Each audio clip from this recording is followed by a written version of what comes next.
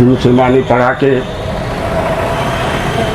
तत्वाधान में आयोजित आज एक दिवसीय धरना के संयोजक के पढ़ा के सभी पदाधिकारी कार्यकर्ता भाई बहने गांव-गांव से आए, छोटे बड़े सभी पढ़ा प्रेमी बंधु, मीडिया के साथीगण और अन्य सभी यहाँ पर उपस्थित गण्यमान्य व्यक्तिगण। वास्तव में जिस उद्देश्य से आज का ये सभा आयोजित हुई है, धरना प्रदर्शन आयोजित हुआ है, इसका मूल उद्देश्य सरकार का ध्यान कुछ ऐसी समस्याएं हैं क्षेत्र में आदिवासियों के साथ जुड़ा हुआ, साथ साथ सामान्य लोगों के साथ भी जुड़ा हुआ है, उसके प्रति सरकार को संवेदनशील होने की आग्रह के लिए जुटा गया है। आज समय जैसे जैसे बदलता चला जा रहा है, वैसे वैसे समस्याओं का अंबार लगता चला जा रहा है। हम थोड़े से कुछ विषय पर आपका ध्यान को आकृष्ट कराना चाहेंगे। अभी अभी जो वक्तागण थे वो बता रहे थे कि आदिवासियों का जमीन का लूट हो रहा है।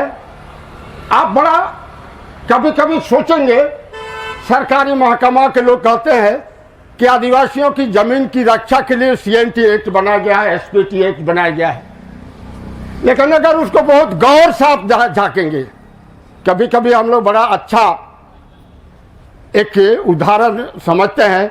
गांव घर में हम रहते हैं, परिवार में रहते हैं, अपने परिवार के बच्चे को छोड़ करके जब बाजार हाट जाते हैं तो पापा जब घर से निकलना शुरू करता है, बच्चा बोलता है कि हमारे लिए क्या ला दोगे बाबा?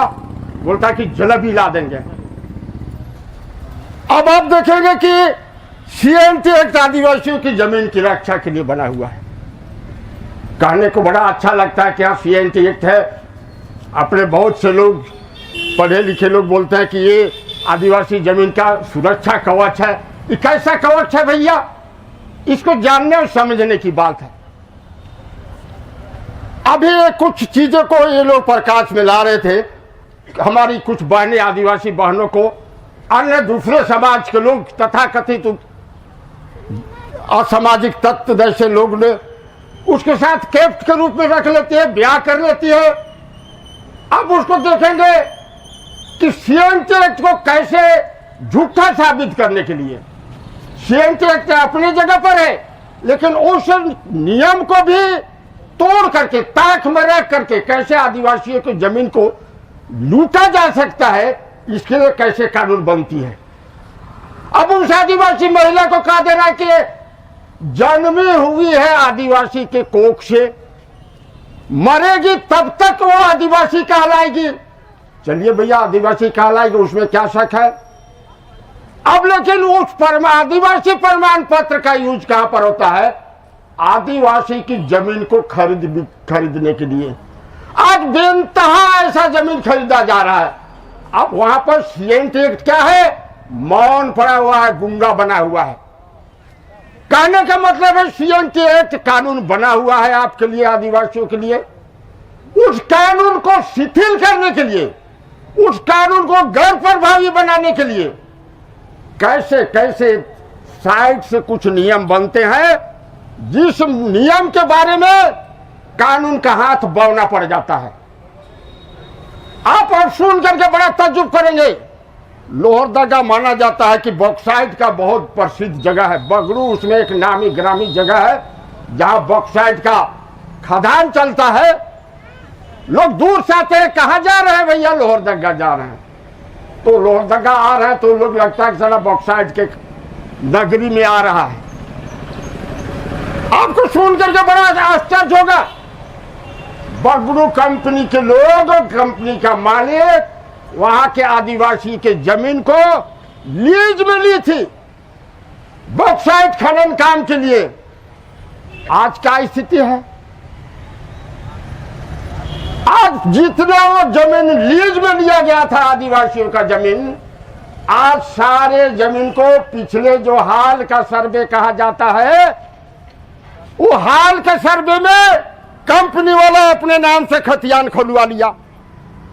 अब आप कहिए वो बेचारा गरीब, एक तो जमीन से हाथ चला गया, नौकरी से हाथ चला गया, अब उसके नाम से खतियान खुल गया।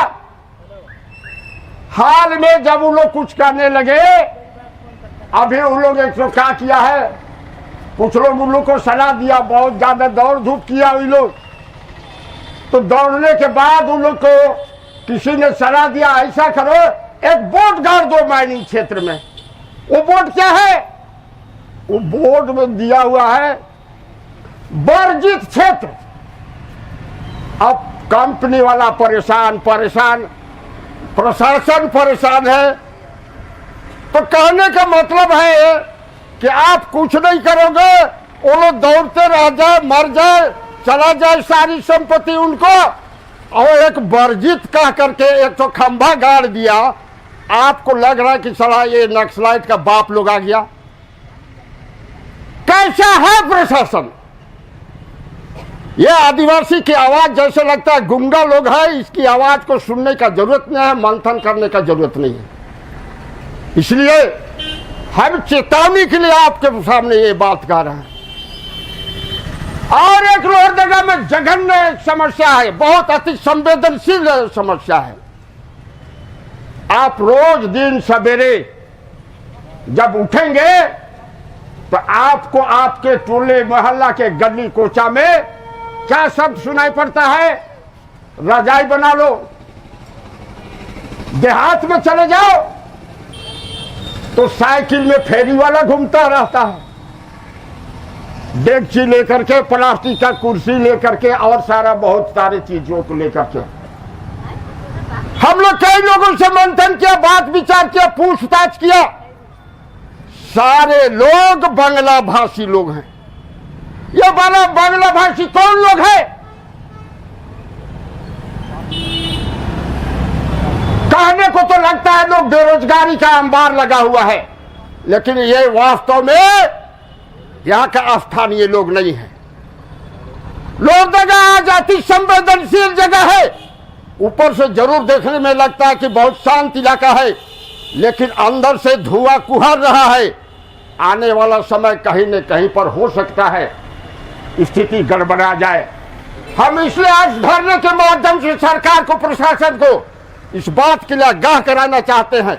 समय रहते एक सर्वे यहां पर लोहरदगा में कराया जाना चाहिए, जांच कराया जाना चाहिए। लोगों का मानना है कि सब ये लोग बांग्लादेशी है। कल कुछ हो जाएगा तो हम कहेंगे कि तब ये सरकार की तौहीनहीनता, इसकी विवेकहीनता का मामला है। और इसलिए इस धरने के माध्यम से पूरे लोहरदगा के जनहित के लिए समय से पहले कोई अगर कदम उठ जाता है, इस पर एक निराकरण हो जाता है, तो चलिए लोहरदगा का सौभाग्य होगा। यहाँ के तमाम अधिकारी, प्रशासनिक अधिकारी लोगों का एक बहुत बड़ा क्रेडिट होगा। दूसरी बात, आप सुन करके बड़ा तज्जुब करेंगे, आए दिन यहां लोहरदगा का और एक बड़ा मसला क्या है? ये आम जनता से जुड़ा हुआ मसला है। मसला क्या है? आज देखेंगे यहां पर सरकार के द्वारा प्रधानमंत्री आवास, प्राइवेट बिल्डिंग आदि बहुत सारे योजना बन रहे, आवास का निर्माण हो रहा है। अब आए दिन ये जो बालू का ढुलाई हो रहा है, बहुत लोग बोलता है हमारा ट्रैक्टर आज पकड़ा गया, कुछ लोग बोलता है कि साला बालू लदा हुआ था वो ट्रैक्टर पकड़ा गया। अब उसका नतीजा क्या है? इसका नतीजा है जो बेचारा गरीब को सरकार के द्वारा प्रधानमंत्री आवास मिला हुआ है, वो क्या कर रहा है? 500 का बालू 1000 रुपया में खरीदने के लिए विवश है। ये माथा में पड़ रहा है। ये तो उसी के ऊपर ना, जिसको सरकार ने माना कि ये गरीब है इसलिए इसको प्रधानमंत्री आवास मिलना चाहिए। अब सुन लीजिए, बड़े पैमाने पर ऐसे लोग क्या करते हैं? अपने खेत को बंधा करता है, बैल को बिक्री करता है, उसके बाद भी घर नहीं बन पाता है। ऊपर से सरकार के द्वारा, इसके मिशनरी के द्वारा कुछ ऐसे कार्रवाई किया जाता है, वो भी सरकार के राजस्व के बढ़ावे के लिए। और इसलिए हम तो कहना चाहेंगे आज के दिन, कल निश्चित तौर पर ये पड़ा उस लड़ाई को लड़ेगा कि जितना भी आपका बालू घाट है, सारा बालू घाट उस संबंधित पंचायत के बेरोजगार लोगों का कोऑपरेटिव सोसाइटी बनाओ और उनके नाम पर बंदोबस्त करो। कहां आजकल आता है साला, बंबई का कोई बालू घाट का ठेका लेने पहुंच गया, बाप रे बाप। सरकार पंचायती राज कानून में बोलता है क्या कि छोटा मोटा काम का देख रेख उससे 2 पैसा मिलेगा उस पंचायत का, जिसको छोटा खनिज बोलते हैं, उसको दिया जाना चाहिए। लेकिन व्यवहारिक में क्या है, कि बालू भी उस पंचायत के बेरोजगार लोग नहीं ले सकता है। बंबई का बंबईया ठेकेदार पहुंच गया। इसी तरह से कई समस्याएं और हैं। इसलिए हम ज्यादा नहीं कह करके हम इतना ही कहना चाहेंगे, समय आज के दिन आदिवासी तो बहुत सहनशील है।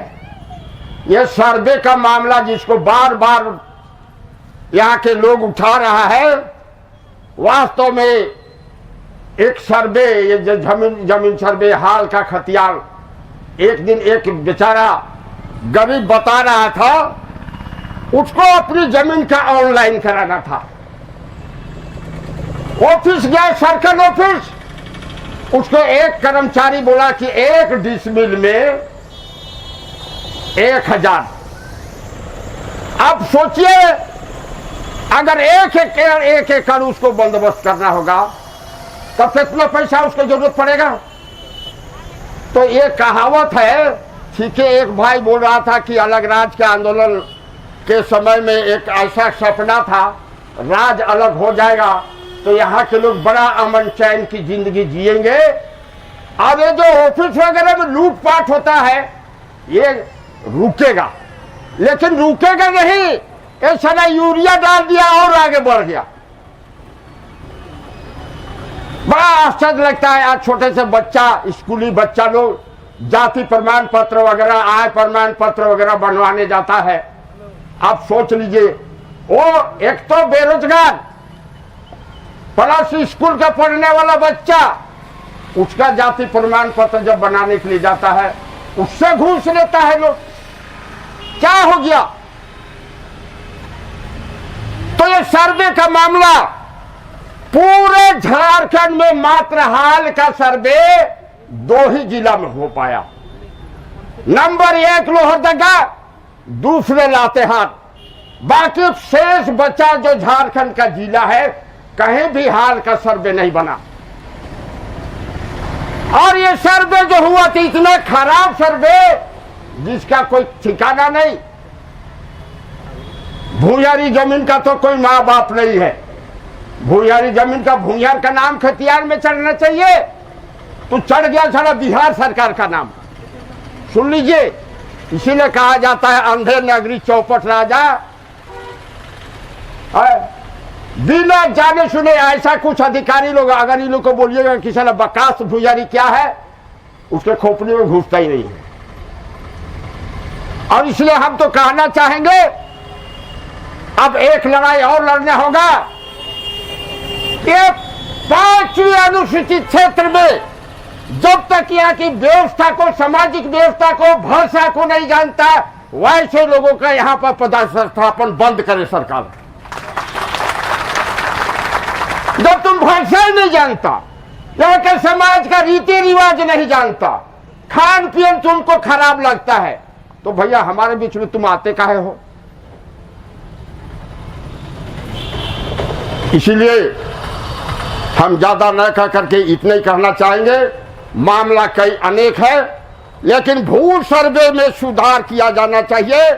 और इस धरने के माध्यम से फिर एक बार हम सरकार से अपील करना चाहते हैं, ध्यान इस ओर खींचना चाहते हैं कि इसका व्यापक सुधार किया जाना चाहिए।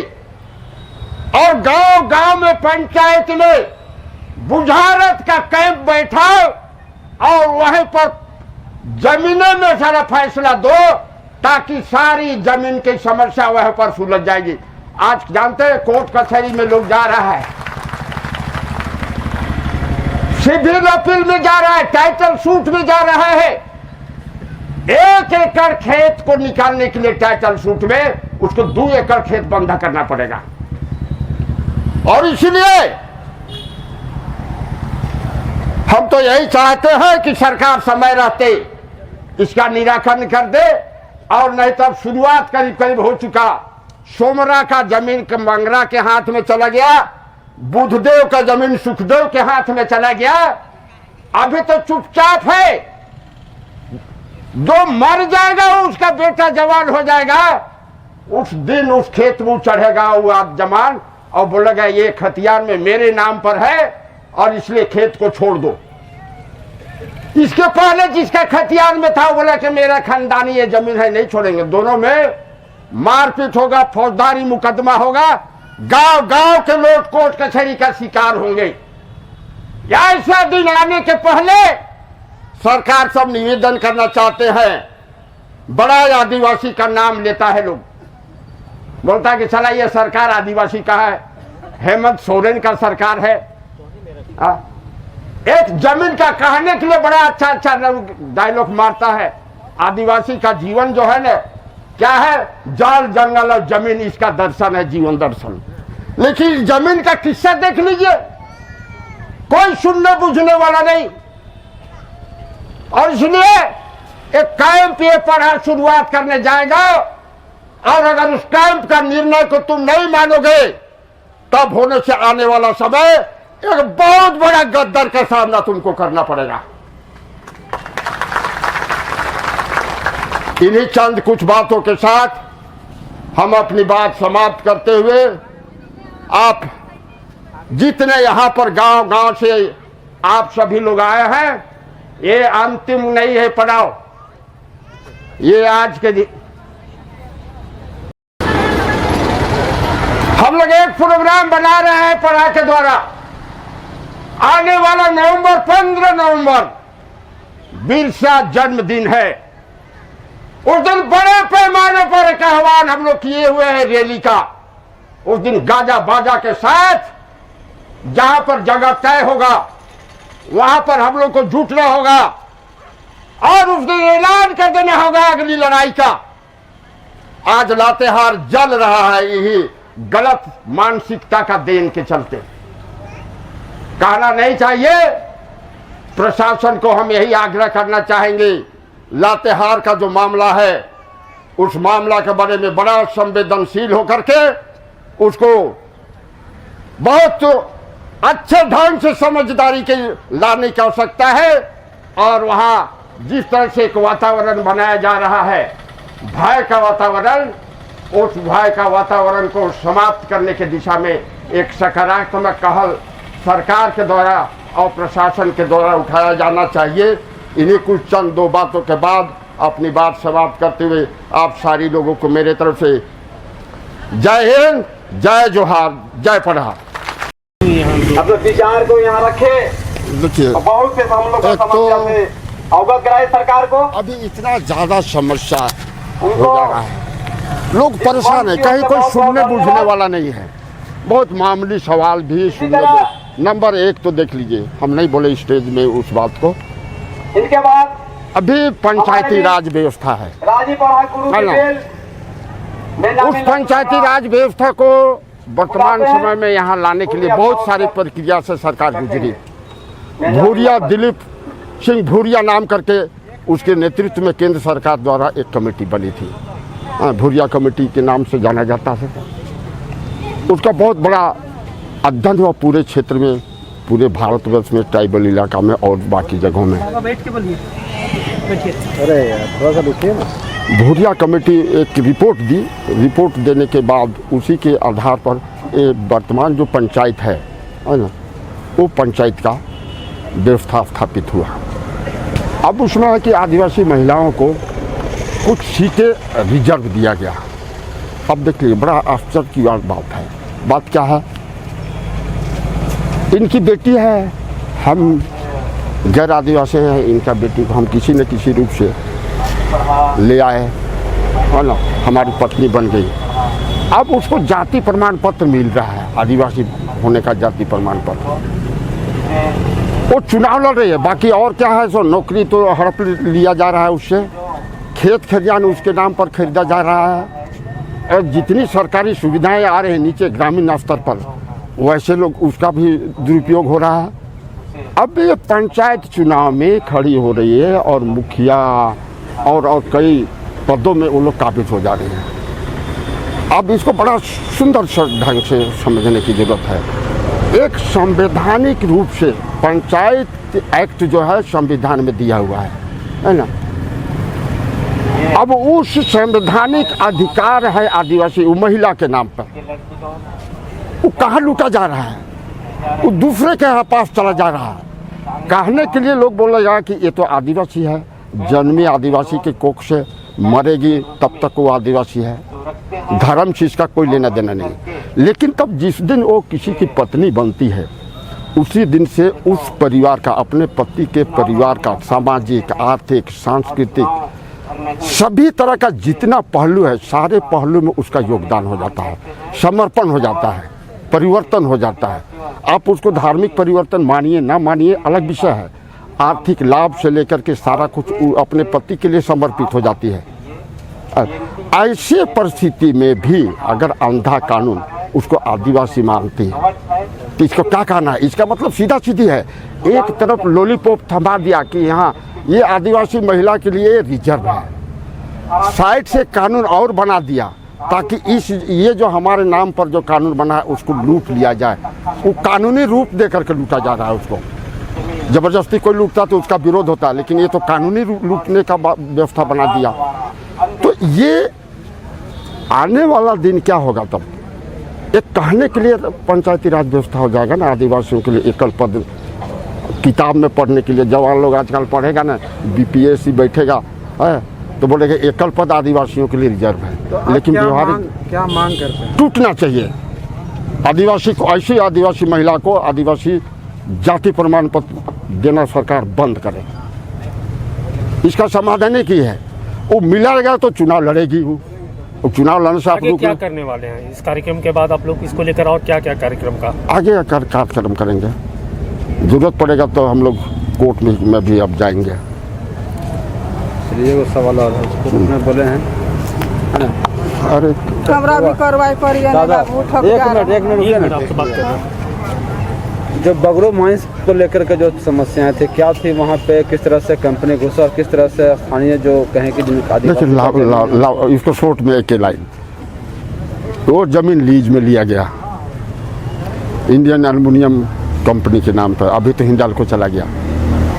अब उसको क्या किया कि वो अपने नाम पर, ये जो हाल का जो सर्वे हुआ हिंडाल्को अपने नाम पर वो खेतियान खुलवा लिया, जबकि ज़मीन लीज में थी।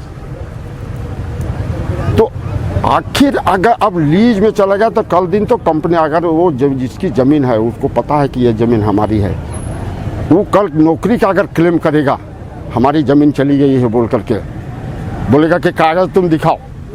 कौन कागज़ दिखाएगा? खतियान तो उसी के नाम पर है, इसके पास कहाँ खतियान है? तो ये कितना बड़ा शोषण है। एक बेचारा गरीब जिसके ऊपर तुम अरबपति बन रहे हो है? उसको मामूली साला एक तो कागज का टुकड़ा नहीं रहने दे रहे हो, और बाहर सरकार इसको संरक्षण देने वाला बड़े बड़े नेता लोग का वहाँ पर साला ट्रेड यूनियन और क्या यूनियन चलता है? बड़ा तजुर्बा। आज एक तो गाड़ दिया, क्या प्लेट बना करके गाड़ दिया ऊपर, समझना, वर्जित क्षेत्र। वर्जित मतलब यहाँ नहीं आ सकते हो। अब ये साला हवा बन गया, कौन आ गया? अगर ऐसे ही लोग की इच्छा रहती तो इतना दिन हो गया पहाड़ में नहीं आग लगा देता। जमीन मालिक के लिए ही वर्जित क्षेत्र हो गया, वो नहीं घुसना। हाँ, नहीं घुसना। ठीक।